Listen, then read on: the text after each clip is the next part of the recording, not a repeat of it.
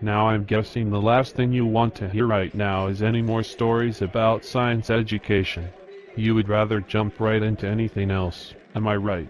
You have no idea how little I want to hear another complaint about our education system. Well, I'm sorry to say there's one more that I need to share before we can call it a night. After this one, we will have gone through the necessary steps to meet the intent of our bet. Once I'm done with this story, you can decide the winner of the bet and take the discussion in any direction you want. Just one more story, then I can take the discussion in any direction I want. That's right. Even your religious education. Yes, any direction you want. You may want to consider saving the big questions for a future session, or we could be here all night. I did agree to stay here as long as you wanted to. It will be your decision. Okay, one more story. After I finished my undergraduate degree in nuclear engineering, I decided to stay in school to pursue a doctorate in nuclear engineering. I was working towards a grant proposal to study the neutron activation of cancer patient treatment equipment. We were trying to determine if the radiation beam used to treat primary cancers in patients was creating radiation sources in the patient's body or in the treatment room that could possibly cause secondary cancers. I was giving my first presentation as a graduate student, presenting the plan for the research that would be performed if the grant was awarded to my group. I was very nervous. It did not go as well as I had hoped. There are two main sources of radioactivity we need to consider in our model. The first one is obvious. If we produce a neutron, that neutron may be absorbed by material in the room and become radioactive. The other source we need to consider is where the neutron comes from. By removing a neutron from an otherwise stable atom, we may inadvertently be causing two sources of radioactivity. We will need to ensure our model can track both potential sources until we determine if there is a dominant source. Are you kidding me? What the heck is he talking about? Did you know he was going to present this plan to me today? He didn't say anything to me about his plan. I asked him if he needed help and he said he was prepared. You are the senior graduate student in the group. I don't want to hear excuses about how he thought he was prepared. Fix this, and I better not hear another word about two sources of radioactivity. I realized that was very technical. That is just the first part of the story. You do not need to understand what just happened for the next part to make sense.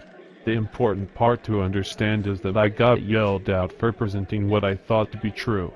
Good, because I have no idea what you were talking about. Neither did I, apparently. I mean, I thought I was prepared.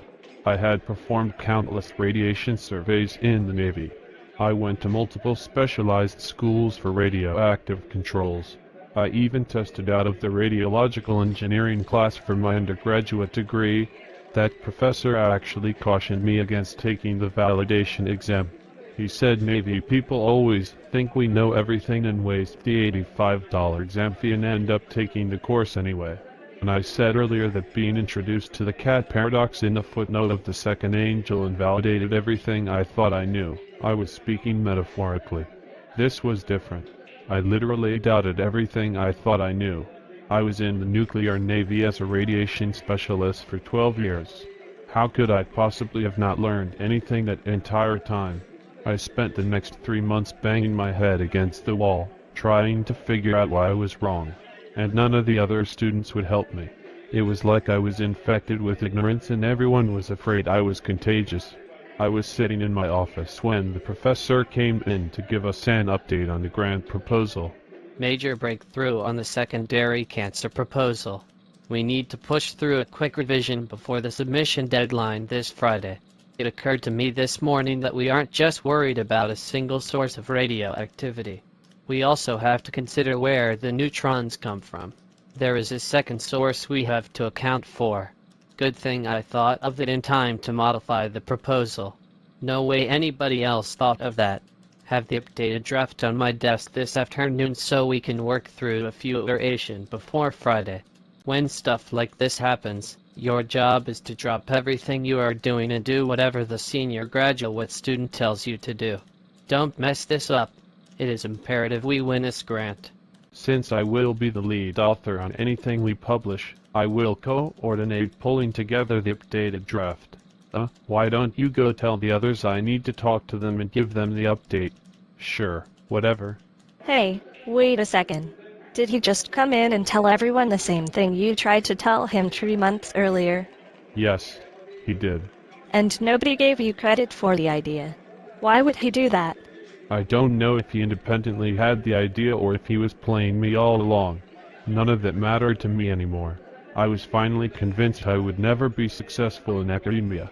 I had been in the military way too long to be comfortable in the college authority structure. Too political, not enough reality. I started looking for jobs online instead of working on my grant proposal. So you dropped out of grad school. Not right away.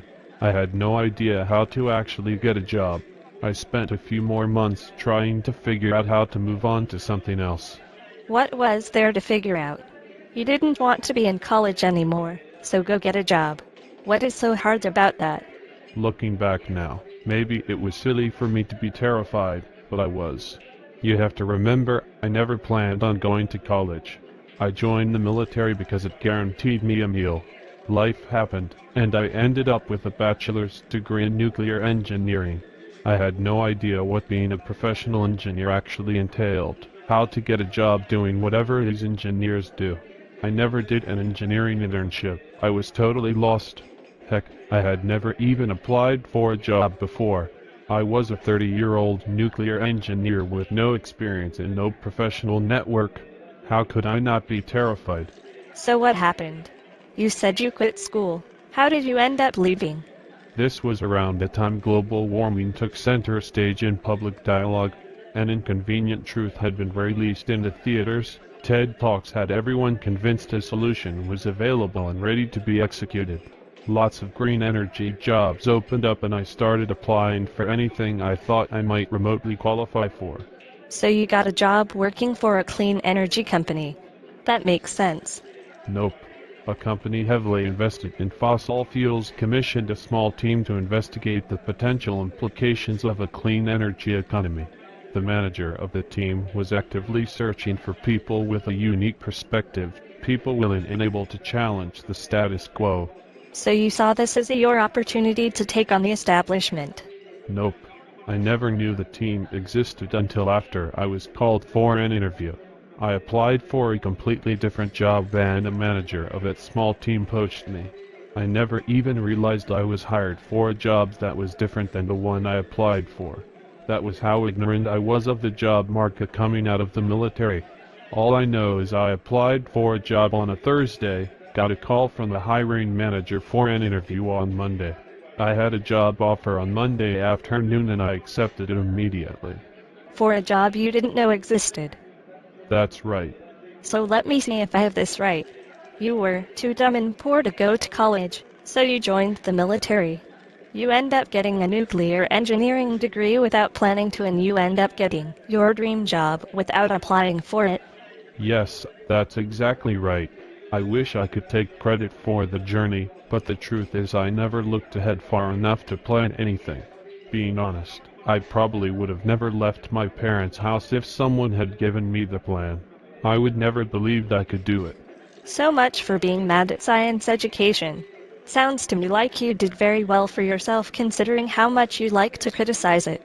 I landed my dream job in spite of my science education, not because of it.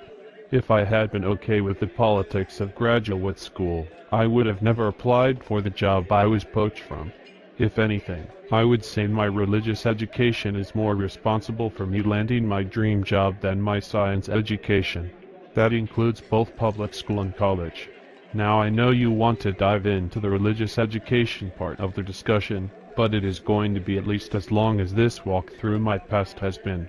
How about you ask one more big question, anything you want, and I will answer it. You go and think about what we discussed, and we can plan to meet again for another long session. Yeah, okay. I definitely want to hear more, but I do want to be deliberate in my approach. Now that I have an idea about how you tell stories, I think I can drive the discussion better. One big question. What do I want to know before we leave? You are just going to tell me to wait if I ask anything religious. You won't tell me anything about your work in the private sector for privacy reasons. I got it. How would you teach gravity to a ninth grade science class? Come again. What do you mean? You spent this entire meal complaining about how everybody does everything wrong. You claim that you don't have any more questions about anything science-related, which means you think you know everything. So stop complaining already and tell me how it should be done. I honestly never thought of that. This would probably work best if I had something to draw on, so you can visualize what I'm saying. No more excuses. You said I could ask any question and you would answer it. I can animate anything you say later if necessary. If what you say is super confusing, I will just delete that part anyway.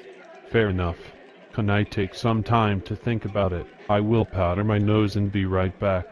That is a super weird thing to say, but sure. Go do your thing.